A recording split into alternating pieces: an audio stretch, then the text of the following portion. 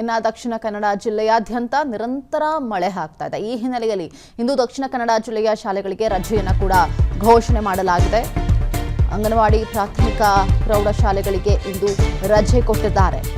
ದಕ್ಷಿಣ ಕನ್ನಡ ಜಿಲ್ಲೆಯಾದ್ಯಂತ ಶಾಲೆಗಳಿಗೆ ರಜೆ ಘೋಷಣೆಯಾಗಿದೆ. ನಿರಂತರ ಮಳೆಯಿಂದಾಗಿ ಶಾಲೆಗಳಿಗೆ ರಜೆಯನ್ನ ಘೋಷಣೆ ಮಾಡಲಾಗಿದೆ. ಅಂಗನವಾಡಿ ಇರಬಹುದು, ಪ್ರಾಥಮಿಕ ಪ್ರೌಢಶಾಲೆಗಳಿಗೆ ರಜೆ ಘೋಷಣೆಯಾಗಿದೆ. ದಕ್ಷಿಣ ಕನ್ನಡ ಜಿಲ್ಲಾಧಿಕಾರಿ ಮುಲ್ಲೈ ಮುಗಿಲನ್ ಆದೇಶವನ್ನ ಹೊರಡಿಸಿದ್ದಾರೆ. ಮೀನುಗಾರರು ಸಮುದ್ರಕ್ಕೆ ಇಳಿಯದಂತೆ ಕೂಡ ಸೂಚನೆಯನ್ನ ಕೊಟ್ಟಿದ್ದಾರೆ. ನದಿ ಮತ್ತು ಸಮುದ್ರ ತೀರದ ಜನರು ಎಚ್ಚರ ವಹಿಸುವುದಕ್ಕೂ ಕೂಡ ಸೂಚನೆಯನ್ನ ಕೊಟ್ಟಿದ್ದಾರೆ. ಇಂದು ದಕ್ಷಿಣ ಕನ್ನಡ ಜಿಲ್ಲೆಯಲ್ಲಿ ರೆಡ್ ಅಲರ್ಟ್ ಅನ್ನು ಕೂಡ ಘೋಷಣೆ ಮಾಡಲಾಗಿದೆ.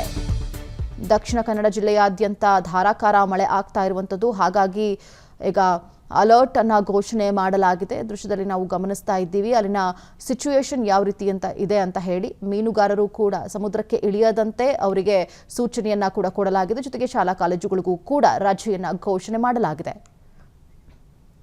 ಇನ್ನು ಕೊಡಗು ಜಿಲ್ಲೆಯ 3 ತಾಲೂಕುಗಳ ಶಾಲೆಗಳಿಗೆ ಇಂದು ಕೂಡ ರಜೆಯನ್ನ ಘೋಷಣೆಯನ್ನ ಮಾಡಲಾಗಿದೆ. ಜಿಲ್ಲೆಯಾದ್ಯಂತ ನಿರಂತರ ಮಳೆ ಆಗ್ತಾ ಇದೆ, ಹಾಗಾಗಿ 3 ತಾಲೂಕುಗಳ ಶಾಲೆಗಳಿಗೆ ರಜೆಯನ್ನ ಘೋಷಿಸಿದ್ದಾರೆ. ನಿರಂತರ ಮಳೆ ಆಗ್ತಿರೋದ್ರಿಂದಾಗಿ 3 ತಾಲೂಕುಗಳಲ್ಲಿ ಯಾವ್ಯಾವ ತಾಲೂಕುಗಳಂತ ನೋಡೋದಾದ್ರೆ ವಿರಾಜಪೇಟೆ, ಪೊನ್ನಂಪೇಟೆ, ಮಡಿಕೇರಿ ಶಾಲೆಗಳಿಗೆ ರಜೆಯನ್ನ ಘೋಷಿಸಿದ್ದಾರೆ. ಜೊತೆಗೆ ಕುಶಾಲನಗರ, ಸೋಮವಾರಪೇಟೆ ಶಾಲೆಗಳಿಗೆ ರಜೆ ಇರೋದಿಲ್ಲ. ಮಳೆ ನೋಡಿಕೊಂಡು ರಜೆ ಘೋಷಿಸುವಂತಹ ನಿರ್ಧಾರಕ್ಕೆ ಬಿಇಒಗಳು ಬಂದಿದ್ದಾರೆ. ಸೊ 4 ಜಿಲ್ಲೆಗಳಿಗೆ ಮತ್ತು 3 ತಾಲೂಕುಗಳ ಶಾಲೆಗಳಿಗೆ ಇಂದು ರಜೆಯನ್ನ ಘೋಷಣೆ ಮಾಡಲಾಗಿದೆ. ಜಿಲ್ಲೆಯಾದ್ಯಂತ ನಿರಂತರವಾದಂತಹ ಮಳೆ ಸುರಿತಾ ಇದೆ, ಹಾಗಾಗಿ ಯಾವುದೇ ರೀತಿಯಾದಂತಹ ಅಹಿತಕರ ಘಟನೆಗಳು ಸಂಭವಿಸದಂತೆ ಮುನ್ನೆಚ್ಚರಿಕಾ ಕ್ರಮವಾಗಿ ರಜೆ ಘೋಷಿಸಿದ್ದಾರೆ. ವಿರಾಜಪೇಟೆ, ಪೊನ್ನಂಪೇಟೆ ಮತ್ತು ಮಡಿಕೇರಿ ಶಾಲೆಗಳಿಗೆ ರಜೆ ಇದೆ. ಬಟ್ ಆದರೆ ಕುಶಾಲನಗರ, ಸೋಮವಾರಪೇಟೆ ಶಾಲೆಗಳಿಗೆ ರಜೆ ಇರೋದಿಲ್ಲ.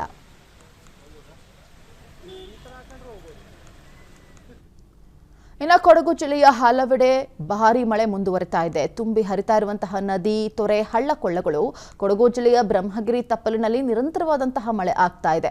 ಕಾವೇರಿ ನದಿ ನೀರಿನ ಮಟ್ಟದಲ್ಲೂ ಕೂಡ ಗಣನೀಯ ಏರಿಕೆಯಾಗಿದೆ. ಭಾಗಮಂಡಲ ತ್ರಿವೇಣಿ ಸಂಗಮದ ಸ್ನಾನಘಟ್ಟ ಮುಳುಗಡೆಯಾಗಿರುವಂಥದ್ದು. ಮಳೆ ಹೆಚ್ಚಾದರೆ ರಸ್ತೆಗಳು ಕೂಡ ಜಲಾವೃತವಾಗುವಂತಹ ಸಾಧ್ಯತೆಗಳು ಕೂಡ ಇದೆ. ಮಡಿಕೇರಿ, ಭಾಗಮಂಡಲ, ನಾಪುಲ್ಕು, ಭಾಗಮಂಡಲ ರಸ್ತೆಗಳು ಕೂಡ ಈಗ ಮಳೆಯಿಂದಾಗಿ ಆವೃತವಾಗಿರುವಂತಹ ದೃಶ್ಯಗಳನ್ನು ಕೂಡ ಗಮನಿಸ್ತಾ ಇದ್ದೀವಿ. ಕೊಡಗು ಜಿಲ್ಲೆಯಾದ್ಯಂತ ಹೆಚ್ಚಿನ ರೀತಿಯಲ್ಲಿ ಮಳೆ ಆಗ್ತಾ ಇರೋದ್ರಿಂದಾಗಿ ಈಗ ಅಲ್ಲಿ ಅಲರ್ಟ್ ಅನ್ನು ಕೂಡ ಘೋಷಣೆ ಮಾಡಲಾಗಿರುವಂಥದ್ದು. ರಸ್ತೆಗಳು ಕೂಡ ಜಲಾವೃತವಾಗುವಂತಹ ಸಾಧ್ಯತೆಗಳು ಕೂಡ ಇದೆ. ಇನ್ನು ಕೊಡಗು ಜಿಲ್ಲೆಯಲ್ಲಿ ವರ್ಣಾರ್ಭಟ ಮುಂದುವರಿತಾ ಇದೆ. ಪವಿತ್ರ ಕ್ಷೇತ್ರ ಭಾಗಮಂಡಲ ತ್ರಿವೇಣಿ ಸಂಗಮ ಭರ್ತಿಯಾಗಿದೆ. ಕಾವೇರಿ, ಕನ್ನಿಕೆ ಮತ್ತು ಸುಜೋತಿ ನದಿಗಳು ಸೇರುವ ಸ್ಥಳ ಇದು.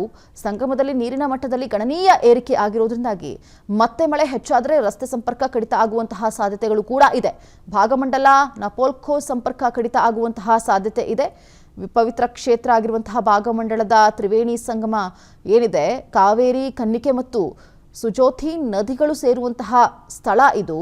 ಸಂಗಮದಲ್ಲಿ ನೀರಿನ ಮಟ್ಟದಲ್ಲಿ ಗಣನೀಯವಾದಂತಹ ಏರಿಕೆಯಾಗ್ತಾ ಇದೆ. ಯಾಕಂದರೆ ನಿರಂತರವಾದಂತಹ ಮಳೆ ಬರ್ತಾ ಇರೋದ್ರಿಂದಾಗಿ ನೀರಿನ ಮಟ್ಟ ಏರಿಕೆ ಆಗ್ತಾ ಇದೆ. ಜೊತೆಗೆ ರಸ್ತೆಗಳು ಕೂಡ ಬಂದಾಗುವಂತಹ ಸಾಧ್ಯತೆಗಳು ಕೂಡ ಇದೆ ಅಂತ ಹೇಳಲಾಗ್ತಾ ಇದೆ. ಇನ್ನು ಕೊಡಗು ಜಿಲ್ಲೆಯಲ್ಲಿ ಅವಾಂತರ ಸೃಷ್ಟಿಸಿದೆ ಮಳೆರಾಯ. ಸುಲೋರ್ಭಿಯಲ್ಲಿ ಧರೆಗುರುಳಿದಂತಹ ಭಾರೀ ಗಾತ್ರದ ಮರೆ. ಮಾಧಾಪುರ ಸುರ್ಲಭಿ ರಸ್ತೆಗೆ ಅಡ್ಡಲಾಗಿ ಬಿದ್ದಿರುವಂತಹ ಮರವನ್ನು ನಾವು ಗಮನಿಸ್ತಾ ಇದ್ದೀವಿ. ಮರ ಬಿದ್ದು ವಾಹನ ಸಂಚಾರಕ್ಕೆ ಸಂಪೂರ್ಣವಾದಂತಹ ಅಡ್ಡಿ ಉಂಟಾಗಿದೆ. ಸ್ಥಳೀಯರ ಸಹಾಯದಿಂದ ಮರವನ್ನು ತೆರವುಗೊಳಿಸುವಂತಹ ಕಾರ್ಯಾಚರಣೆ ಕೂಡ ನಡೀತಾ ಇದೆ. ಅದನ್ನು ದೃಶ್ಯದಲ್ಲೂ ಕೂಡ ನಾವು ಗಮನಿಸ್ತಾ ಇದ್ದೀವಿ.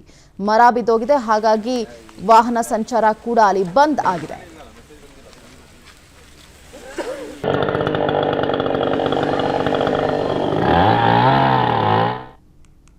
ಇನ್ನು ಮಂಗಳೂರಿನಲ್ಲೂ ಕೂಡ ವರುಣಾರ್ಭಟ ಮುಂದುವರಿತಾ ಇದೆ.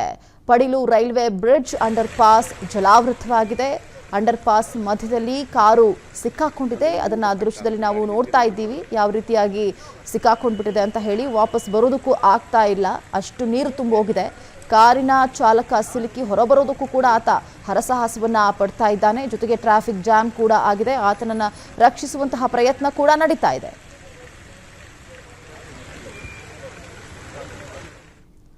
ಇನ್ನು ಹೊನ್ನಾವರ ಬೆಂಗಳೂರು ಹೆದ್ದಾರಿ ಗುಡ್ಡ ಕುಸಿತ ಉಂಟಾಗಿದೆ. ಹೊನ್ನಾವರದ ಹೆದ್ದಾರಿ ರಾಷ್ಟ್ರೀಯ ಹೆದ್ದಾರಿ 2206ರ ಭಾಸ್ಕೇರಿ ಬಳಿ ಘಟನೆ ನಡೆದಿರುವಂಥದ್ದು. ಭಾರೀ ಮಳೆಗೆ ರಸ್ತೆ ಕುಸಿತ ಉಂಟಾಗಿದೆ. ಬಂಡೆಗಲ್ಲು ಸಂಚಾರ ಅಸ್ತವ್ಯಸ್ತ ಕೂಡ ಆಗಿದೆ. ಬೆಂಗಳೂರಿಗೆ ತೆರಳುವ ಪ್ರಯಾಣಿಕರಿಗೆ ಸಂಚಾರ ಸಮಸ್ಯೆ ಕೂಡ ಉಂಟಾಗ್ತಾ ಇದೆ. ಬೆಂಗಳೂರಿಗೆ ತೆರಳೋದಕ್ಕೆ ಹೊಂಟವರು ಈಗ ಆ ರಸ್ತೆ ಕುಸಿತದಿಂದಾಗಿ ಅಥವಾ ಕಲ್ಲು ಬಂಡೆಗಳು ಬಿದ್ದಿರೋದ್ರಿಂದಾಗಿ ಹೋಗೋದಕ್ಕೂ ಕೂಡ ಆಗ್ತಾ ಇಲ್ಲ ಅಂತಹ ಪರಿಸ್ಥಿತಿ ನಿರ್ಮಾಣ ಆಗಿದೆ. ಇದು ಹೊನ್ನಾವರ ಬೆಂಗಳೂರು ರಾಷ್ಟ್ರೀಯ ಹೆದ್ದಾರಿಯಲ್ಲಿ ಗುಡ್ಡ ಕುಸಿತ ಉಂಟಾಗಿರುವಂಥದ್ದು. ಉತ್ತರ ಕನ್ನಡ ಜಿಲ್ಲೆಯಲ್ಲಿ ಅವಾಂತರ ಸೃಷ್ಟಿಸಿದ್ದಾನೆ ವರುಣ. ಕುಮಟಾ, ಹೊನ್ನಾವರ, ಭಟ್ಕಳ ತಾಲೂಕುಗಳಲ್ಲಿ ಮಳೆ ನಿರಂತರವಾಗಿ ಆಗ್ತಾ ಇದೆ. ಹಾಗಾಗಿ ಭಾರೀ ಮಳೆಯಿಂದಾಗಿ ತಗ್ಗು ಪ್ರದೇಶಕ್ಕೆ ನೀರು ನುಗ್ತಾ ಇದೆ. ಕುಮಟಾ ಸಿದ್ದಾಪುರ ರಾಜ್ಯ ಹೆದ್ದಾರಿ ಮೇಲೆ ನೀರು ನಿಂತೋಗಿದೆ. ಹೆದ್ದಾರಿಯಲ್ಲಿ ಕೆಲ ಕಾಲ ವಾಹನ ಸಂಚಾರ ಕೂಡ ಅಸ್ತವ್ಯಸ್ತವಾಗಿರುವಂಥದ್ದು. ಭಟ್ಕಳ ತಾಲೂಕಿನ ಹೆಬಳೆ ಗ್ರಾಮದಲ್ಲೂ ಕೂಡ ಮಳೆ ಅವಾಂತರವನ್ನು ಸೃಷ್ಟಿಸಿದೆ. ಹೆಬಳೆ ಗ್ರಾಮದ ಹಲವು ಮನೆಗಳಿಗೆ ಮಳೆ ನೀರು ನುಗ್ಗಿದೆ. ಜನಜೀವನ ಅಸ್ತವ್ಯಸ್ತ ಆಗಿದೆ. ನೋಡಿ ಮನೆ ಒಳಗೆ ಯಾವ ರೀತಿಯಾಗಿ ನೀರು ನುಗ್ಗಿರುವಂಥದ್ದು ಅಂತ. ಪ್ರತಿನಿತ್ಯ ತಮ್ಮ ಜೀವನವನ್ನು ಮಾಡೋದಕ್ಕೂ ಕೂಡ ಅಲ್ಲಿ ಕಷ್ಟ ಆಗ್ತಾ ಇದೆ. ನೀರನ್ನು ಹೊರಹಾಕುವಂತಹ ಪ್ರಯತ್ನಕ್ಕೂ ಕೂಡ ಜನ ಮುಂದಾಗಿದ್ದಾರೆ. ಇನ್ನು ಉಡುಪಿ ಜಿಲ್ಲೆಯಲ್ಲಿ ಮುಂಗಾರು ಮಳೆ ಆರ್ಭಟ ಜೋರಾಗಿದೆ. ಕಾಪು, ಮಲ್ಪೆ, ಪಡುಕೆರೆ, ಕಡಲ ಕಿನಾರೆ ಪ್ರಕ್ಷುಬ್ಧ ಉಂಟಾಗಿದೆ. ಮಲ್ಪೆ ಬೀಚ್ನಲ್ಲಿ ರಕ್ಕಸ ಗಾತ್ರದಲ್ಲಿ ಅಲೆಗಳ ಅಬ್ಬರ ಕಂಡು ಬರ್ತಾ ಇದೆ. ಬೀಚ್ಗೆ ಇಳಿಯದಂತೆ ಪ್ರವಾಸಿಗರಿಗೆ ನಿಷೇಧವನ್ನು ಕೂಡ ಹೇರಲಾಗಿದೆ. ಸಮುದ್ರದ ಕಡೆಗೆ ಪ್ರವೇಶಿಸದಂತೆ ತಡೆಬೇಲಿ ಕೂಡ ನಿರ್ಮಾಣವನ್ನ ಮಾಡಿದ್ದಾರೆ.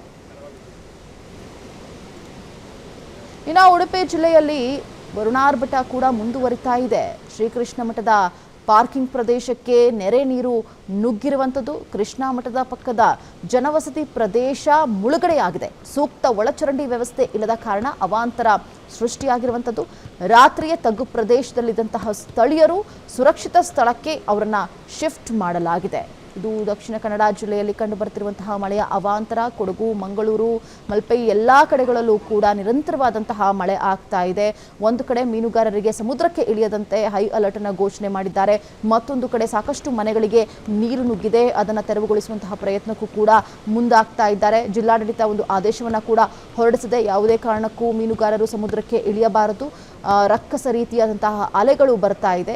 ಹಾಗಾಗಿ ಜನರು ಮನೆಯಿಂದ ಹೊರಬರೋದಕ್ಕೂ ಕೂಡ ಹೆದರ್ತಾ ಇದ್ದಾರೆ. ಅಷ್ಟು ಮಟ್ಟಿಗೆ ನಿರಂತರವಾದಂತಹ ಮಳೆ ಆಗ್ತಾ ಇದೆ. ಸಾಕಷ್ಟು ಕಡೆಗಳಲ್ಲಿ ಗುಡ್ಡ ಕುಸಿತ ಉಂಟಾಗಿದೆ. ಇನ್ನು ಬೆಂಗಳೂರು ಮತ್ತು ರಾಷ್ಟ್ರೀಯ ಹೆದ್ದಾರಿಗಳನ್ನು ಸಂಪರ್ಕಿಸುವಂತಹ ರೋಡ್ಗಳೆಲ್ಲವೂ ಕೂಡ ಬಂದ್ ಆಗಿದೆ. ಸಾಕಷ್ಟು ಕಡೆಗಳಲ್ಲಿ ಅಂಡರ್ ಪಾಸ್ ಅಲ್ಲಿ ನೀರು ತುಂಬಿಕೊಂಡಿರುವಂಥದ್ದು. ವಾಹನ ಸವಾರರು ಕೂಡ ಹರಸಾಹಸವನ್ನು ಪಡ್ತಾ ಇದ್ದಾರೆ ಹೊರಬರೋದಕ್ಕೆ. ಇನ್ನು ಮಂಗಳೂರಿನ ಹಲವೆಡೆ ಅವಾಂತರ ಸೃಷ್ಟಿಯಾಗಿದೆ. ವರುಣನಿಂದಾಗಿ ಪುತ್ತೂರಿನ ಮಳೆ ಆರ್ಭಟ ಜೋರಾಗಿದೆ. ಮನೆಯ ಮೇಲೆ ಮಣ್ಣು ಕುಸಿತ ಉಂಟಾಗಿದೆ. ಮಣ್ಣಿನ ಅಡಿ ಮಕ್ಕಳು ಸಿಕ್ಕಾಕೊಂಡ್ಬಿಟ್ಟಿದ್ದಾರೆ. ಪುತ್ತೂರಿನಲ್ಲಿ ನಡೆದಿರುವಂತಹ ಘಟನೆ ಇದು. ಮಳೆಯ ಆರ್ಭಟದಿಂದಾಗಿ ಮನೆಯ ಮೇಲೆ ಮಣ್ಣು ಕುಸಿತ ಉಂಟಾಗಿದೆ. ಮಣ್ಣಿನ ಅಡಿ ಸಿಲುಕಿದ ಮಕ್ಕಳು ಪ್ರಾಣಾಪಾಯದಿಂದ ಈಗ ಸದ್ಯಕ್ಕೆ ಆ ಮಕ್ಕಳು ಪಾರಾಗಿದ್ದಾರೆ. ಪುತ್ತೂರಿನ ಬನ್ನೂರು ಸಮೀಪದ ಜೈನರ ಗುರಿಯಲ್ಲಿ ಘಟನೆ ನಡೆದಿರುವಂಥದ್ದು. ಮಣ್ಣು ಬಿದ್ದ ಪರಿಣಾಮ ಮನೆಯ ಅರ್ಧ ಭಾಗಕ್ಕೆ ಹಾನಿಯಾಗಿದೆ. ತಂದೆ ಮತ್ತು ಮಕ್ಕಳು ಮಲಗಿದ್ದಂತಹ ಕೊಠಡಿ ಮೇಲೆ ಮಣ್ಣು ಬಿದ್ದಿದೆ. ತಕ್ಷಣ ಇಬ್ಬರು ಮಕ್ಕಳನ್ನ ತಂದೆ ಮಜೀದ್ ರಕ್ಷಣೆಯನ್ನ ಮಾಡಿದ್ದಾರೆ. ಘಟನಾ ಸ್ಥಳಕ್ಕೆ ನಗರಸಭೆ ಅಧಿಕಾರಿಗಳು ಭೇಟಿಯನ್ನ ಕೊಟ್ಟಿದ್ದಾರೆ. ನೋಡಿ ದೃಶ್ಯದಲ್ಲಿ ನಾವು ಗಮನಿಸ್ತಾ ಇದ್ದೀವಿ ಯಾವ ರೀತಿಯಾಗಿ ಬಿದ್ದೋಗಿದೆ ಅಂತ ಹೇಳಿ. ಸದ್ಯಕ್ಕೆ ಆ ಮಕ್ಕಳನ್ನ ತಂದೆ ರಕ್ಷಿಸಿದ್ದಾರೆ. ಪ್ರಾಣಾಪಾಯದಿಂದ ಆ ಮಕ್ಕಳು ಪಾರಾಗಿದ್ದಾರೆ. ಇನ್ನು ನಗರಸಭೆ ಮತ್ತು ಸ್ಥಳೀಯರಿಂದ ಮಣ್ಣು ತೆರವು ಕಾರ್ಯಾಚರಣೆ ಕೂಡ ನಡೆಸಲಾಗ್ತಾ ಇದೆ. ನಿರಂತರವಾದಂತಹ ಮಳೆಯಿಂದಾಗಿ ಈ ರೀತಿಯಾದಂತಹ ಘಟನೆಗಳು ನಡೀತಾ ಇರುವಂಥದ್ದು. ನಿನ್ನೆ ಕೂಡ ಒಂದೇ ಕುಟುಂಬದ 4 ಗೋಡೆ ಕುಸಿತ ಉಂಟಾಗಿ ಸಾವನ್ನಪ್ಪಿದ್ರು. ಈಗ ಮತ್ತೊಂದು ಅದೇ ರೀತಿಯಾದಂತಹ ಘಟನೆಯಿಂದ ಈಗ ಪಾರಾಗಿದ್ದಾರೆ. ಮಂಗಳೂರಿನ ಹಲವೆಡೆ ಅವಾಂತರ ಸೃಷ್ಟಿಯಾಗ್ತಾ ಇದೆ ವರುಣನಿಂದಾಗಿ. ನೋಡಿ ಮನೆ ಒಳಗೂ ಕೂಡ ಗೋಡೆ ಕುಸಿತ ಉಂಟಾಗಿ ಬಿದ್ದಿರುವಂಥದ್ದು.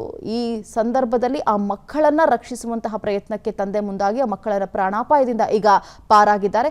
ಜೊತೆಗೆ ಅಧಿಕಾರಿಗಳು ಭೇಟಿಯನ್ನು ಕೊಟ್ಟು ಪರಿಶೀಲನೆಯನ್ನ ನಡೆಸಿ ಅಲ್ಲಿನ ಮಣ್ಣು ತೆರವು ಕಾರ್ಯಾಚರಣೆಯನ್ನ ಮಾಡಿದ್ದಾರೆ.